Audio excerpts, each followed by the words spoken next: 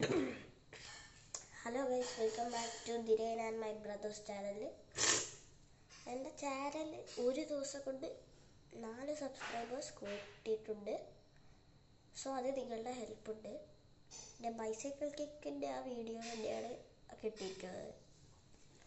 So ഇനിയും നിങ്ങൾ എൻ്റെ ചാനൽ സബ്സ്ക്രൈബ് ചെയ്ത് സപ്പോർട്ട് ചെയ്യണം ഗൈസ്. ഇപ്പം 15 ആവുള്ളൂ. ഇനി 100K ആവാൻ കുറേ കാലമുണ്ട്. കുറേ കഴിയണം, കുറേ ദൂരത്താണ്. പക്ഷേ എനിക്ക് നിങ്ങളെ വിശ്വാസമുണ്ട്. പ്ലീസ് ഒന്ന് 100K ആക്കും. സോ നമുക്ക് വീഡിയോ തുടങ്ങാം. ഇന്നത്തെ വീഡിയോയിൽ ഞാൻ പറഞ്ഞു തരാൻ പോകുന്നത് ഒരു ഫുട്ബോൾ പ്ലെയർ എങ്ങനത്തെ ബൂട്ട്സ്, എങ്ങനത്തെ ഇത് ഒക്കെയാണ് യൂസ് ചെയ്യേണ്ടത്. ചിലവർ പറയും അഡിഡാസിൻ്റെ യൂസ് ചെയ്യുക, നൈക്കിൻ്റെ അങ്ങനെ. അതൊന്നുമല്ല. ബൂട്ട് നിങ്ങൾക്ക് ഏത് വേണമെങ്കിലും യൂസ് ചെയ്യാം. ബട്ട് ഒരു കാര്യമുണ്ട്. അവളുടെ കാലിൻ്റെ ഈ ആംഗിൾ കണ്ടോ? ചിലവരുടെ ഷേപ്പ് ഇരിക്കട്ടോ നിങ്ങൾക്ക് മനസ്സിലാവും. എൻ്റെ നല്ല ഷേപ്പ് ഇങ്ങനെയല്ലേ? അപ്പോൾ ആ ഷേപ്പിൽ കംഫർട്ട് ആവാൻ വേണ്ടിയിട്ട് ചില ബൂട്ട്സൊക്കെ ആ ഷേപ്പിൽ കിട്ടുന്നുണ്ടാവില്ല. സോ നമ്മൾ എന്താ ചെയ്യുന്നത് വെച്ച് കഴിഞ്ഞാൽ, നമ്മൾ ബൂട്ട് പ്രാക്ടീസ് ചെയ്തിട്ട് ഈ ഭാഗത്ത് ഒക്കെ ഷേപ്പ് വരുത്തുക. അതൊരു ബൂട്ടല്ലേ ഇങ്ങനെ ഷേപ്പ് വരുത്തുന്നത്. നമ്മളിങ്ങനെ കളിച്ചുകൊണ്ടിരിക്കുമ്പോൾ അത് നമുക്കിങ്ങനെ പതുക്കെ. അപ്പോൾ അഥവാ ഒരു ബൂട്ട് വെക്കുകയാണെങ്കിൽ ഇങ്ങനെ ഷേപ്പ് അത് വരില്ലെങ്കിൽ ആദ്യമൊക്കെ ആ വലിയ പീസ് കൊണ്ട് ഈ ഇങ്ങനെ റൊട്ടേറ്റ് ചെയ്ത് കെട്ടി ഇങ്ങനെ ടൈറ്റാക്കി, അല്ലെങ്കിൽ മാക്സിമം ടൈറ്റാക്കി ആ ഷേപ്പിൽ അത് വരും. സോ അങ്ങനെ ആവുന്നതാണ് നമുക്ക് ബോൾ കൺട്രോളൊക്കെ കിട്ടുക. അപ്പോൾ നമുക്ക് പവർ ഷൂട്ട് ചെയ്യാൻ ബൂട്ട് അത്യാവശ്യമാണ്. ചിലവർക്ക് കാലം കൊണ്ട് പവർ ഷൂട്ട് അത് ചെയ്യാൻ പറ്റുന്നുണ്ടാവില്ല. അവരൊക്കെ ബൂട്ട് വെച്ചിട്ട് അടിച്ച് നല്ല പവറിൽ പോകും. പിന്നെ ബൂട്ട് യൂസ് ചെയ്യാനുള്ള ബെസ്റ്റ് ബ്രാൻഡ് നൈക്കി തന്നെയാണ്. പക്ഷേ നമ്മൾ ഇന്ത്യക്കാരല്ലേ? ചില USA കുറേ പേരൊക്കെ ഉണ്ടല്ലോ. പക്ഷെ എങ്കിലും ഇന്ത്യക്കാര് ആമസോണിൽ നിന്ന് നൈക്കി ബൂട്ട്സ് അങ്ങനെയൊന്നും വാങ്ങിക്കണ്ട.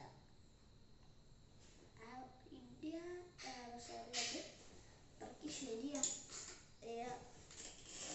ഇന്ത്യയിലൊക്കെ കൂടുതൽ ഫേമസ് അഡിഡാസ്. എനിക്ക് പറയാൻ പറ്റില്ല കേട്ടോ, ഞാൻ നോക്കിയതിൽ ഇതുവരെ നല്ലൊരു ബ്രാൻഡ് നൈക്കി ബൂട്ട് കണ്ടിട്ടില്ല. സോ എൻ്റെ ബൂട്ട് നിവിയാണ്. പിന്നെ നിങ്ങൾ റിച്ച് ആണെന്ന് പറഞ്ഞിട്ട് അങ്ങനെയൊന്നും നൈക്കി ബൂട്ട് മേടിക്കേണ്ട കാര്യമില്ല. ഒരു നിവിയ പോലത്തെ ബ്രാൻഡൊക്കെ മേടിച്ചാൽ മതി. കാരണം എന്താണെന്ന് വെച്ച് കഴിഞ്ഞാൽ നൈക്കി ബൂട്ട്സ് ഒക്കെ മേടിക്കുമ്പോൾ അത് വളരെ കോസ്റ്റ്ലിയുമാണ്.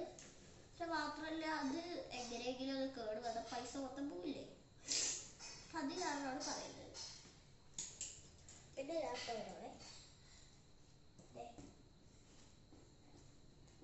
ഇപ്പം എൻ്റെ ഒരു ബോളുണ്ട്. സോ ഈ ബോളിൻ്റെ കാര്യം പറയുകയാണെങ്കിൽ പ്രാക്ടീസ് ചെയ്യുമ്പോൾ ഇങ്ങനെ ബാസ്കറ്റ് ബോൾ പോലത്തെ ബോൾ കൊണ്ടൊന്നും ചെയ്യരുത്.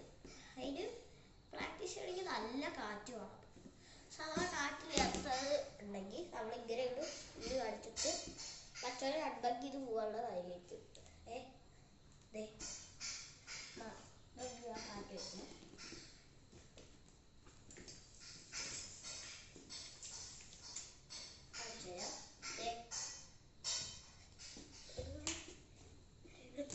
ഇപ്പൊ കണ്ടോ ഈ ബുക്കുകള് കാറ്റുള്ള കാരണം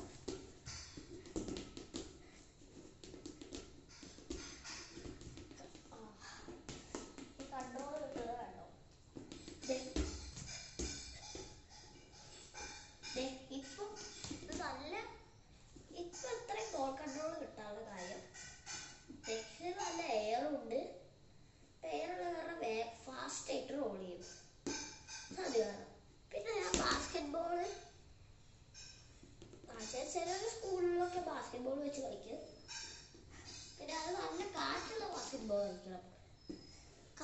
നോർമൽ ബാസ്കറ്റ് ബോൾ വരുമ്പോഴുള്ള അവസ്ഥ കാണിച്ചത്.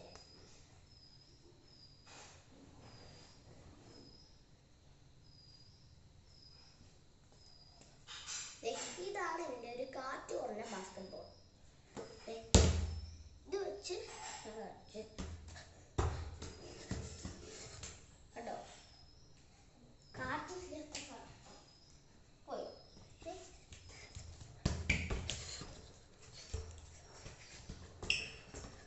കണ്ടില്ലേ ഇങ്ങനെ ഉരുട്ടി പോയില്ല.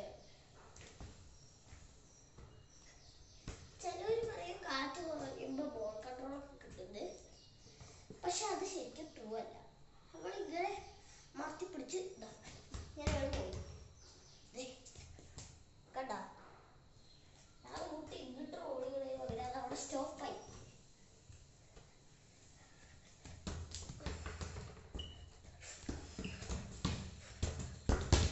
കണ്ടില്ലേ ഞാൻ ബാക്കൊക്കെ ചെയ്യാൻ പോകുമ്പോൾ കാറ്റില്ലാത്ത കാരണം അത് ഇങ്ങനെയൊക്കെ പോയി. സോ നിങ്ങൾ ബോൾ യൂസ് ചെയ്യുമ്പോൾ കാറ്റുള്ള ബോൾ, ബാസ്കറ്റ് ബോളാണ് നിങ്ങൾ ഫുട്ബോൾ പ്രാക്ടീസ് ചെയ്യാൻ ഉപയോഗിക്കുമെങ്കിൽ നല്ല കാറ്റുള്ളത്. പിന്നെ ചിലവർ ഇങ്ങനെ പുതിയ പുതിയ കാലങ്ങൾ തുടങ്ങുമ്പോൾ ചെറുതാവുന്നത് ഷിൻ പാഡുകളാണ്.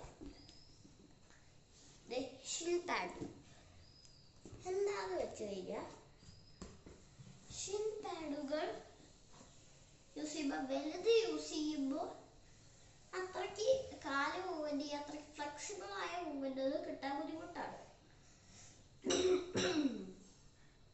അത് കാരണം ഇത്ര പോലെ ഷിൻ പാഡൊക്കെയാണ് ഇപ്പോഴത്തെ കുറെ പേര് യൂസ് ചെയ്യുക. ശരിക്കും അത് പറയുകയാണെങ്കിൽ ഇത്തിരി നല്ല കാര്യമാണ്, ഇത്തിരി ചീത്ത കാര്യമാണ്. ഒരാൾ പ്രാക്ടീസ് ചെയ്യുമ്പോൾ ആദ്യം വലിയ ഷിൻ പാഡ് തന്നെ യൂസ് ചെയ്യണം. കാരണം എന്താ വെച്ച് കഴിഞ്ഞാൽ ഈ വലിയ ഷിൻ പാഡ് എന്തിനാന്ന് വെച്ച് കഴിഞ്ഞാൽ നമ്മൾ ഇഞ്ചുറീസും ഒക്കെ രക്ഷപ്പെടുത്താൻ വേണ്ടിയാണ് വലിയ ഷിൻ പാഡ് യൂസ് ചെയ്യുന്നത്. ഈ ചെറിയ ഷിൻ പാഡ് യൂസ് ചെയ്യുന്നത് എന്തിനാന്ന് വെച്ച് കഴിഞ്ഞാൽ ബോൾ കൺട്രോള്, ഫ്ലെക്സിബിൾ മൂവ്സ് ഒക്കെ കിട്ടാനാണ്. പക്ഷെ എന്താ ഒരു വലിയ ഷിൻ പാഡുകൾ മാത്രമേ നമുക്ക് നല്ല മൂവ്മെന്റ്സ് ചെയ്യാൻ പറ്റില്ലെങ്കിലും ഇഞ്ചുറീസിനൊക്കെ രക്ഷപ്പെടുത്തും. സോ നിങ്ങൾക്കൊരു എക്സാമ്പിൾ പറയുകയാണെങ്കിൽ അത്രയ്ക്ക് ബുദ്ധിമുട്ടൊന്നുമില്ല. ഇയാളുടെ ഈ ഭാഗം ഇവിടെ തൊട്ട് ഇത് വരെയല്ലേ വലുതുണ്ടാവുക. അതുകൊണ്ട് ഇങ്ങനെ മൂവ് ചെയ്യുമ്പോൾ ഒരു കംഫർട്ട് കിട്ടില്ല എന്നേ ഉള്ളൂ. ഇവിടെയും ഈ ഭാഗത്തും ഇത് മടക്കാനൊന്നും പറ്റില്ലല്ലോ. അതുകൊണ്ടാണ് ഇവിടെ ഷിൻ പാഡ് വന്നാലും കുഴപ്പമൊന്നുമില്ല, ഇഞ്ചുറീസൊക്കെ രക്ഷിക്കാം. അഥവാ അയാൾ ചെറിയ ഷിൻ പാഡ് ഇട്ടു, ഒരാൾ വന്ന് ഫുട്ബോളിൽ ഇവിടേക്ക് ചവിട്ടി, അപ്പം എന്താ ഉണ്ടാവുക? ഇവിടെ നല്ലോണം വേദനിക്കില്ല. നല്ല ചവിട്ടൊക്കെ ആണെങ്കിൽ ഇവിടെ ഒടിഞ്ഞൊക്കെ പോകും. സോ അത് കാരണം ഇവിടെ ഈ ഷിൻ പാഡ് ഉണ്ടെങ്കിൽ അതൊക്കെ രക്ഷിക്കാം. ചെറുതാണെങ്കിൽ ചിലപ്പോൾ ആ ചെറിയ ഷിൻ പാഡിലാണ് കൊണ്ടുവച്ചെങ്കിൽ അത് ചിലപ്പോൾ പൊട്ടും. സോ റെക്കമെൻഡ് ചെയ്യുകയാണെങ്കിൽ കൺട്രോളൊക്കെ കിട്ടുമെന്ന് പറഞ്ഞാലും നിങ്ങൾ ചെറുത് കൊണ്ട് തന്നെ വലുത് കൊണ്ട് തന്നെ കളിക്കുക. പിന്നെ അടുത്തതെന്ന് പറയുന്നത് ഫുട്ബോൾ ആദ്യം വേണ്ടത് കോൺസെൻട്രേഷൻ. നമ്മളിങ്ങനെ കോൺസെൻട്രേഷൻ ഇല്ലെങ്കിൽ നമുക്ക് വല്ല പേടിയൊക്കെ ഫുട്ബോളുണ്ട് വെക്കുക. അപ്പോൾ നിങ്ങൾക്ക് പേടിയുണ്ടെങ്കിൽ ഇങ്ങനെ പേടിച്ച് കളിച്ചാൽ നമ്മളെ ഒരു നിലയിലും എത്തില്ല. കോൺഫിഡൻസ് ആണ് ഫുട്ബോളിൽ ആദ്യം വേണ്ടത്.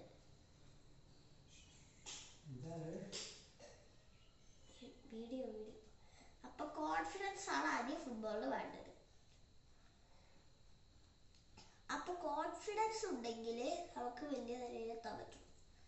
അഥവാ നമ്മൾ പേടിച്ച് കളിക്കുകയാണെങ്കിൽ നമ്മളിതാ ഇങ്ങനെ ചില പ്ലേയേഴ്സ് ഒക്കെ കണ്ടില്ലേ, ഇങ്ങനെ ബോൾ പ്ലേയേഴ്സ് ഇല്ല, ബോൾ അധികം കിട്ടാൻ ഇങ്ങനെ പോകുമ്പോൾ ബോൾ അവിടെ നിൽക്കും, നമ്മളിങ്ങനെ ഓടിയൊക്കെ പോകും. അതാണ് ഞാൻ പറയുന്നത്. കോൺഫിഡൻസ് ഇങ്ങനെ അങ്ങോട്ട് പോകുമ്പോൾ ബോൾ ബാക്കിൽ പോയിട്ട് അങ്ങനെ പോകും. ബോൾ തന്നെ തൊടാൻ പറ്റില്ല. കോൺഫിഡൻസ് നമ്മൾ ഇഞ്ചുറി ആവുമ്പോൾ നോക്കാത്ത പവറിൽ കളിക്കുകയാണ് നമുക്ക് വേണ്ടത്. സോ അത്രയ്ക്കും കളിക്കുമ്പോഴേ നമുക്ക് മാച്ചസ് ഇങ്ങനെ ജയിക്കാനൊക്കെ പറ്റും. പിന്നെ ചെയ്യേണ്ട കാര്യങ്ങൾ എന്താണെന്ന് വെച്ച് കഴിഞ്ഞാൽ, നമ്മൾ ഷൂട്ട് ചെയ്യുമ്പോൾ ആദ്യം ശ്രദ്ധിക്കേണ്ടത്, ചിലർ പെനാൾട്ടീസ് ഒക്കെ മിസ് ചെയ്യില്ലേ. അത് സ്വാഭാവികമാണ്, ഒരു ഫുട്ബോൾ പ്ലെയർ പെനാൾട്ടീസ് ഒക്കെ മിസ് ചെയ്യുന്നത്. പക്ഷേ മിസ് ചെയ്യാതിരിക്കാനുള്ള ഒരു ട്രിക്കാണിത്. ഇത് നിലത്തൊന്നും പറ്റില്ല ട്രിക്ക്. നമ്മൾ ഇങ്ങനെ ഓടി വന്ന് ബോള് ഇങ്ങനെ നിൽക്കുമ്പോൾ ഇവിടെ നല്ല പവറിൽ കാല് കുത്തി വെച്ച് ഇങ്ങനെ ഇരിക്കണം നമ്മളുടെ ആംഗിൾ. പവറിൽ സ്പീഡിൽ ഓടിയിട്ട് ഒന്നൊക്കെ സ്ലോ ആക്കി പവറിൽ കാല് ഇവിടെ കുത്തി വെച്ചാൽ നമ്മൾ ഗ്രൗണ്ടിൽ കളിക്കുമ്പോൾ പതുക്കെ ഇതാണ് നിലം. എക്സാമ്പിൾ ഇത് നിലമാണെന്ന് വെക്കി. ഇത് ക്യാമറ ഇത്തിരി ചെറുതായ കാരണമാണ് കാണാത്തത്.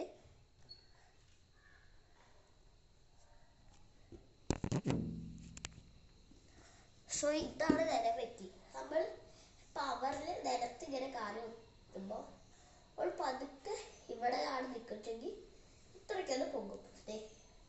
എക്സാമ്പിൾ, നമ്മൾ ഇവിടെ പവറിൽ കുത്തിയാൽ ബോൾ ഇതുവരെ പോകും. കണ്ടോ? ഇത് ക്രിസ്ത്യാനോന്റെ ട്രിക്കാണ്.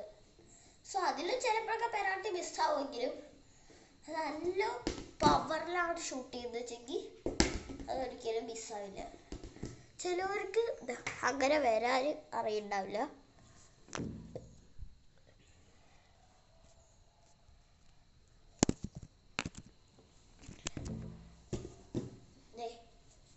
ചിലവർ ഇതെങ്ങനെ ഷൂട്ട് ചെയ്യുന്നുണ്ടാവുക, ഇങ്ങനെ ഓടി വരുന്നില്ല.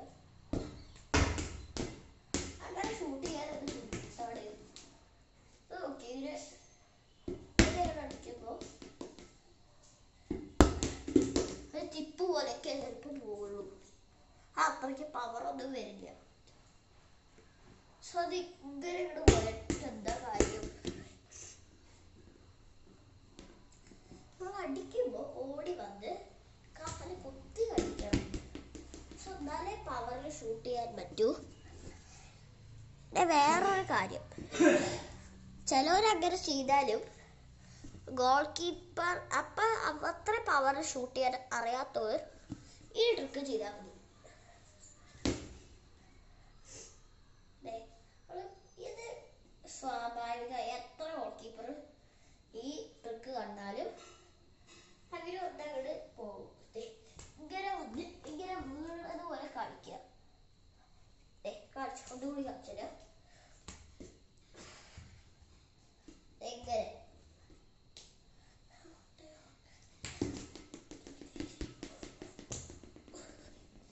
അപ്പൊ ആംഗിൾ ഇതായിരിക്കും. ഇങ്ങനെ കാണിച്ച് ബോളിന്റെ ഇങ്ങനെ ആംഗിൾ കാണിച്ച് ബോളിൽ കൂടെ ഇങ്ങനെ എടുക്കുക. ഗോൾ കീപ്പർ ഇങ്ങനെ പോകും. പിന്നെ പതുക്കെ നമ്മള് അങ്ങോട്ട് അടിച്ചു വിട്ടാൽ മതി അപ്പുറത്തെ സൈഡിലേക്ക്. സോ ഇങ്ങനെ പവറിൽ ഷൂട്ട് ചെയ്യാൻ അറിയാത്തവര് ആ ട്രിക്ക് യൂസ് ചെയ്താൽ മതി. പിന്നെ മിഡിൽ അടിക്കുന്നവരുണ്ട്. അത് ഒരു കാര്യം പറഞ്ഞാൽ അത്രയ്ക്ക് നല്ലൊരു ട്രിക്കുമാണ്. ഇത്തിരി ഫ്ലോപ്പി ട്രിക്കുമാണ്. കാരണം എന്താ വെച്ച് കഴിഞ്ഞാൽ മിഡിലേക്ക് കളിക്കുമ്പോൾ ചിലപ്പോൾ ഗോൾ കീപ്പർ മൂവ് ചെയ്തില്ല. അപ്പൊ നേരെ മിഡിലേക്ക് വന്നൊരു പൂള പെനാൾട്ടി എന്നല്ല എല്ലാവരും പറയൂ. സോ മിഡിലേക്ക് അടിക്കുന്നത് ഒരു റിസ്ക് പെനാൾട്ടിയാണ്.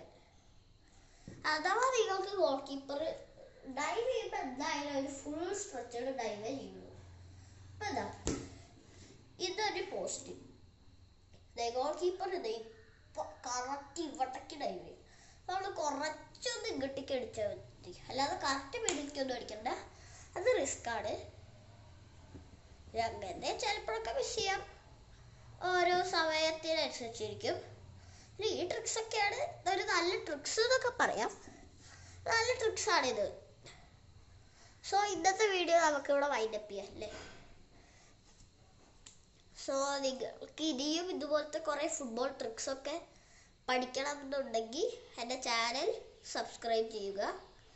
ഇതുവരെ ആരെങ്കിലും സബ്സ്ക്രൈബ് ചെയ്തിട്ടില്ലെങ്കിൽ സബ്സ്ക്രൈബ് ചെയ്താൽ മതി. എന്നിട്ട് ബെല്ലൈക്കൺ അടിച്ച് എന്തെങ്കിലും ഇതിന് ഡൗട്ട്സ് ഉണ്ടെങ്കിൽ കമൻറ്റ് ചെയ്യുക. സോ ഡൗട്ട്സ് വല്ലതും ഉണ്ടെങ്കിൽ ഇത് കമൻറ്റ് ചെയ്താൽ മതി. അല്ലാതെ പിന്നെ ഈ വീഡിയോ ഇഷ്ടപ്പെടുമെങ്കിൽ ലൈക്ക് ചെയ്യുക, ഷെയർ ചെയ്യുക, സബ്സ്ക്രൈബ് ചെയ്യുക. ഇഷ്ടപ്പെട്ടില്ലെങ്കിൽ ഡിസ്ലൈക്ക് അടിച്ചത് കുഴപ്പമില്ല. എനിക്ക് തോന്നുന്നു ഇത് വീഡിയോ നിങ്ങൾക്ക് യൂസ്ഫുൾ ആവും. സോ അതുകൊണ്ടത് സബ്സ്ക്രൈബ് ചെയ്യാം പ്ലീസ്. യൂസ്ഫുൾ ആണെങ്കിൽ സബ്സ്ക്രൈബ് ചെയ്താൽ മതി.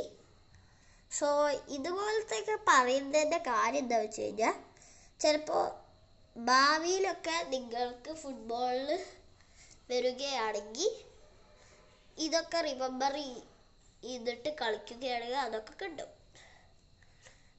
പിന്നെ ഇന്നത്തെ വീഡിയോ ഇത്രയേ ഉള്ളൂ. So bye. ഇനിയും ഇതുപോലത്തെ നല്ല കണ്ടന്റായി വീണ്ടും വരും. സോ അതുവരേക്കും ബൈ.